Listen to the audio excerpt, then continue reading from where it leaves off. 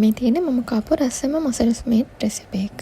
මේක බත් එක්ක කරි එකක් විදියට, බ්‍රෙඩ් එක්ක, ඒ වගේම මේකට පස්තා මික්ස් කරලා හදා ගන්නත් පුළුවන්. එහෙනම් දැන් අපි බලමු මේක හදා ගන්න විදිය. ඉස්සෙල්ලාම පෑන් එකට බටර් ටිකක් දාගෙන එකට ඔලිව් ඔයිල් ටිකක් එකතු කර ගන්නවා බටර් ටික කර වෙන්නේ නැති වෙන්න. ඊට පස්සේ එකට පොඩියට කපාගත්තු ලුණු, bell pepper powder, salt, onion powder, garlic powder වගේ දේවල් එකතු කර ගන්නවා. ඊට පස්සේ පොඩියට කපාගත්ත තක්කාලි ටිකත් ඒකටම එකතු කර ගන්නවා.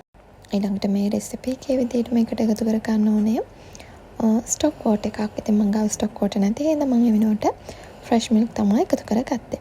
ඊට පස්සේ කුකින් ක්‍රීම් තමයි එකතු කර ගන්න ඕනේ. ඉතින් මම ගාව කුකින් ක්‍රීම් තිබ්බෙත් නැහැ.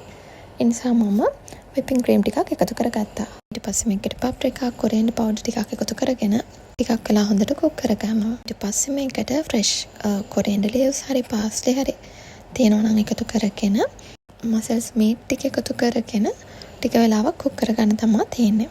මේක විනාඩි 2-3ක් කුක් වුණාට පස්සේ මම මේකෙන් half අයින් කරගන්නවා. garlic bread එක ගන්න. එහෙම නැත්නම් බත් එක ගන්න. ඊපස්සේ ඊටු ටිකට මම මොසරෙලා චීස් එකතු කරලා තම්බගත්තු පස්තා ටිකක් එකතු කරගත්තා. මේක දෙවිදියටම මාරම රසයි. ඉතින් පස්තා කියන්නේ මගේ ෆේවරිට් කෑමක් නෙවෙයි. ලේසි කෑමක් නිසා මම හදන දෙයක් නිසා මම පස්තා නැති version එකට තමයි වැඩියෙන් කැමති. ඔයාලටත් මසල්ස් මීට් හම්බුනොත් මේ රෙසිපි එක අනිවාර්යයෙන්ම try කරලා බලන්න. ඒ වගේම ඔයාලා දන්න රසම මසල්ස් මීට් රෙසිපිත් කමෙන්ට් එකක් දාගෙන යන්න. එහෙනම් බබාලා අලුත් වීඩියෝ එකකින් හම්බෙමු. bye.